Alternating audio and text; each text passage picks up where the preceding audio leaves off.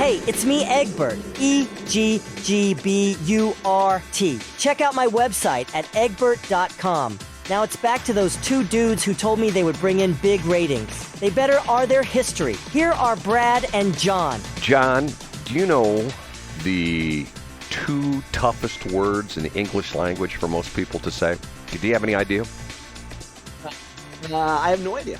The two toughest words.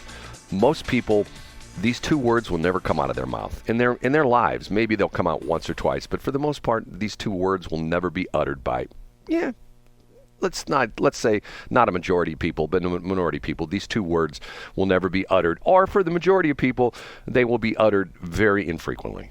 And the two words are, I'm sorry. Think about that for a minute, okay? Do you agree with me, or am I wrong on that? I agree, yeah. It's almost impossible for men to say they're wrong or they're sorry. Okay, what I have done, I'm going to put on the Pastor Brad hat, okay? You know what that hat is? I don't know. Is it some kind of clergy hat? I'm guessing. I think God just texted you the answer too. Yeah, that's because you have your you have your auditory notifications on when you're on the radio. I do. Okay. I'm Pastor Brad. I run a church called God Squad. It's not a physical church. There's no video wall behind me or anything like that. It's just a virtual church. It's godsquad.cloud because it is in the cloud. And was it last week, the week before, I debuted our prayer line where you can call up 25 God Squad, 25 GODSQUAD. Don't ask me what the numbers are because I don't have it in front of me. And you can ask for a prayer, and I will grant you a prayer. I now have the I'm sorry line. Okay, you ready for this? And you're laughing. Are you serious? 557 IMSORRY. Okay? Ready? Here we go. I'm going to call it on the air right now. Okay. Let's see if it works. I'm sorry. Quite possibly the two hardest words to say. Perhaps two of the most important words. I'm Pastor Brad from GodSquad.cloud. That's why we have the I'm sorry line. Think of it as practice, or just a way to get it out in the universe. Whatever your reason, here's your chance to say, I'm sorry. Go ahead.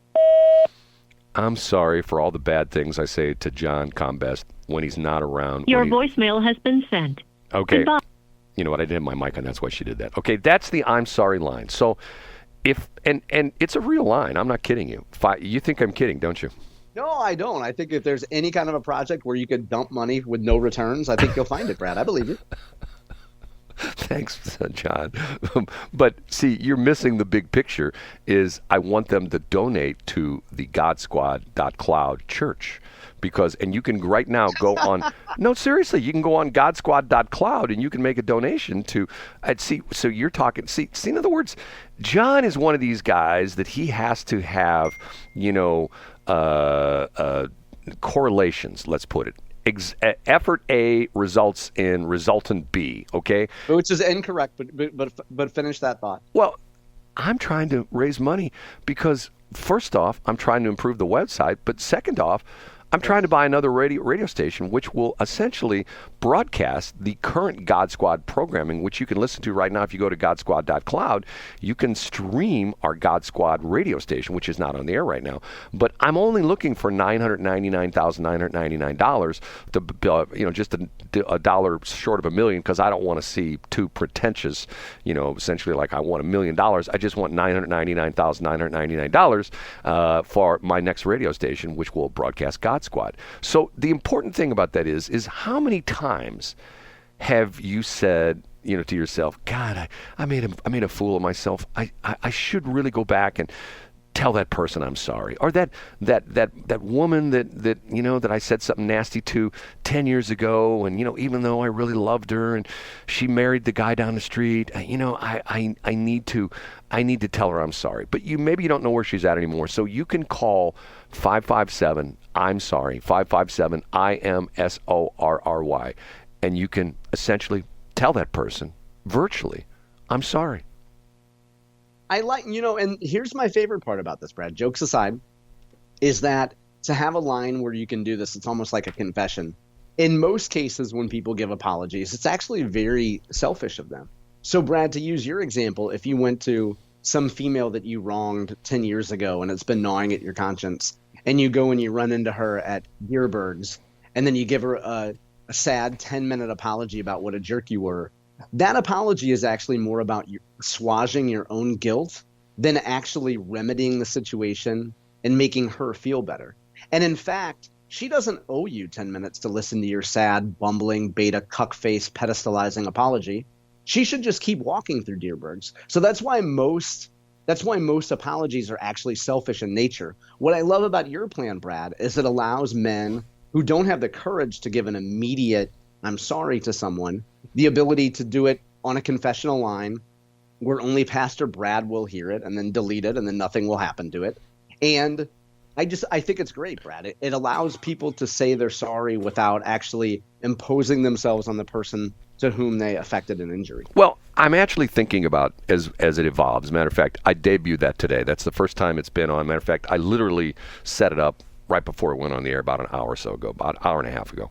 And I'm still playing with it. And I may put, when I give the intro to it, I may put a disclaimer on there that if you would approve of us using your "I'm sorry" on godsquad.cloud, we would run it on the radio station as well, too, run it on the stream. Right now, it's not a radio station, it's just a stream. So in other words, their "I'm sorry" could go out over the streaming airwaves, and then hopefully when I get my $999,999, it would go out over the air on a real live radio station. I'm sorry. Once again, the number is, Camelia just asked me for the number again, 557-IMSORRY.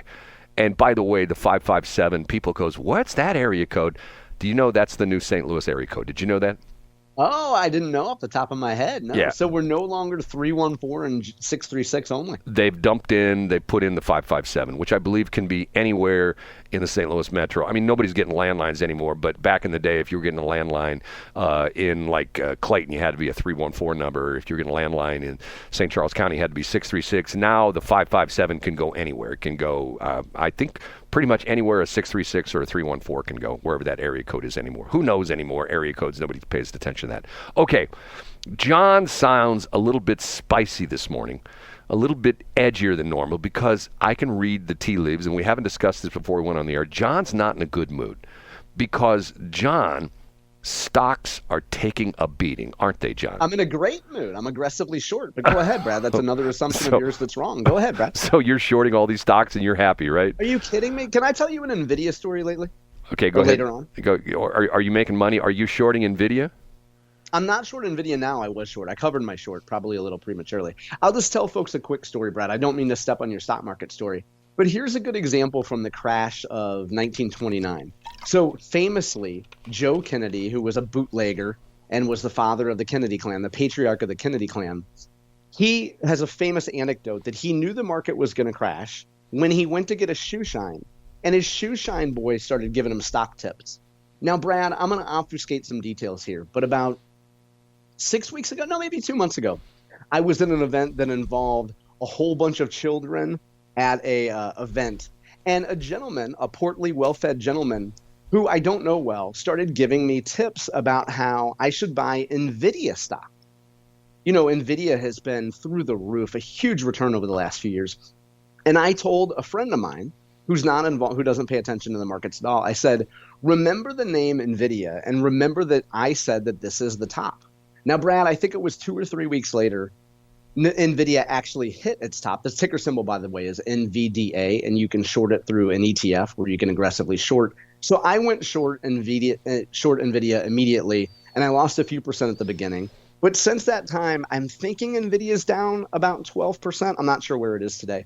The point is, when the fat guy at a kid event, who you don't know very well, starts bragging about stocks and telling you how much he knows about whatever the flavor of the month is, that's a good time to go back to, say, Mike McGee at Edward Jones, MCGHEE, Mike McGee, and say, hey, can we take a look at my portfolio? Because I have a feeling that the top is in.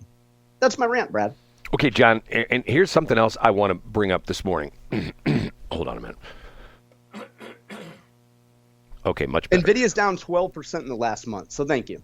Well, and the reason I bring up the stock market thing is the market had tumultuous Friday because of the fact that people are now saying, well, there's another recession on the horizon. And also, matter of fact, this morning, I think the Nikkei, I think we had that at the top of the hour newscast, the Nikkei in Japan was down 12%. The entire market off 12%. That's EWJ, by the way. If you want to short Japan, you can short EWJ. And JPXN, I believe, is small cap Japan. Go ahead, Brett. Okay. I have a friend of mine who is a very high-level corporate person who travels the world. Literally, you name a continent, and this person has been there. And to the point where speaks several languages. And obviously, this person is much, much, much smarter than I am. And I try to, every once in a while, get little granules of wisdom from this person to try to make my brain a little bit better, okay? The discussion we had recently about, and this is sort of interesting because this is coming up in the election where the Biden administration, and now essentially Kamala is taking credit for all the things that Joe Biden did, talked about the CHIPS Act. Are you familiar with the CHIPS Act? Yeah, it's a protectionist thing, right? Well, the CHIPS Act is essentially the government, not necessarily protectionist, but the CHIPS Act is the government giving seed money, giving money to manufacturers to build semiconductor plants in the United States, mainly because of the fact that, especially with the Taiwan thing, most of the really, really high-end chips that are in phones and everything electronic nowadays, and especially in the Defense Department stuff, is made, I think, primarily by one company. I think it's called TSMC. I think it's Taiwan Semiconductor. Taiwan Semi. Okay. So the federal government decided that they are going to essentially dump money into American companies to build American plants to build American chips. Okay? Now, what's interesting about this is, and this is a discussion we had, one of the beneficiaries of the CHIPS Act is Intel. Intel, the Biden awarded Intel $8.5 billion in grants and $11 billion in loans to help bring back manufacturing operations to the U.S. And they announced that would bring back 10,000 manufacturing jobs and 20,000 construction jobs. Now, sound good so far, John? Yeah, it does. I'm bought in. Where should I vote, Brad? The only problem is there's no new plant. And the other thing is, last week Intel announced they're cutting jobs by 15%. Now, let's look at this for a minute. The Biden administration is touting the fact that we got the CHIPS Act and it's going to bring manufacturing back to the United States. Matter of fact, Intel's getting $8.5 billion in grants and $11 billion in loan to build a plant. And they say they're going to bring in 10,000 manufacturing jobs and 20,000 construction jobs. They just cut 15% of their workforce. They have not even started on this plant because of the fact that, and you know the reason why? That's not solar powered. No, because of the fact that even though they're getting money from the federal government to build this plant, the chips that will be produced by that plant will be financially not important because of the fact that they can't compete with the labor rates of these other countries that are making chips. So in other words, the people that work in the quote-unquote Intel plant that's going to be built with CHIPS money from the Biden administration is going to produce a chip that may be 20, 30%, maybe 100%, maybe 200% more expensive than a chip that's made in Vietnam or Malaysia or Taiwan. So once again, this money and the other problem is that this was told me by this expert, that $11 billion won't even start to build a high-tech plant like that. $11 billion. It's like if someone said to you, hey, John, we're going to give you money to build a new home in Chesterfield. And you go, oh, wow, how much? We're going to give you $10,000. And you would say, well, that might buy me my garage door. You know what I mean? That's not going to build me a new house practically anywhere. You know, and once again, the thing that's it's like, you know, the Biden administration and Kamala, we passed the CHIPS Act. You know, there's sometimes when I feel like Dorothy. You know who Dorothy is? Wizard of Oz. Yeah. So you're saying that you feel naive? I've seen behind the curtain. And you see that it's not a scary being. It's just an old decrepit man and a half Indian, half Jamaican chick. Well, it cackles. I've seen that what they say is like, okay, That's sort of crazy stuff. But let me finish this little segment with this, which somewhat bothers me. I read this interesting article on CNN talking about, and the article was posted over the weekend, about how the last 17 days have been horrendous for Trump. And it talked about the fact that here he was riding this high. First off, he got shot and he survived. Then 2 days later, they start the Republican convention. And the Republicans come together. It's a love fest. And everybody's so excited about the Republicans coming together. And all of a sudden, we find out about J.D. Vance. And everybody goes out and buys his book on Amazon. And they're streaming his movie on Netflix. Oh, my God, this is so wonderful. This is so wonderful. This is so wonderful. And everybody's going like, okay, it's a done deal.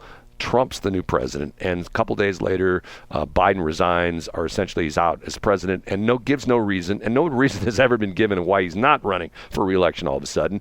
And all of a sudden, J.D. Vance looks like a stupid guy because of the fact he's talking about women and their cats, and Trump looks stupid because he goes on the Black Journalism Convention and he's debating whether Kamala is Indian or black, and he knew her when she was Indian, but now she's black, and all of a sudden Kamala comes onto the scene and she's like lucid and she can actually put sentences together, and she's getting people who are showing up for her campaign stops.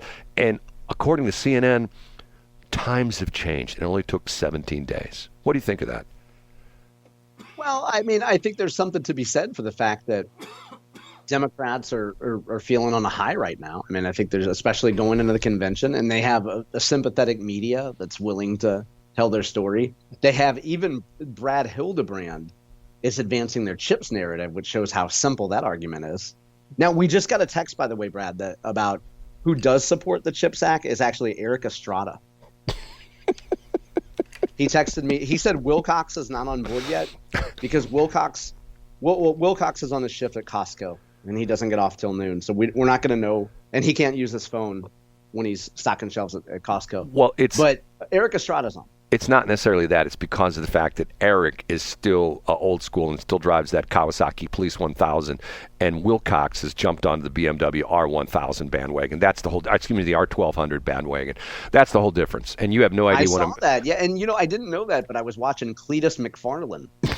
And I finally found the Cletus, It took me a long time. My high school girlfriend tried to show me, but anyway, I found Cletus, and then he started talking about Erik Estrada and Eric Wilcox machines, and it was on from there, Brent. Nothing said. Okay, I'm going to ask you something, and please don't look this up.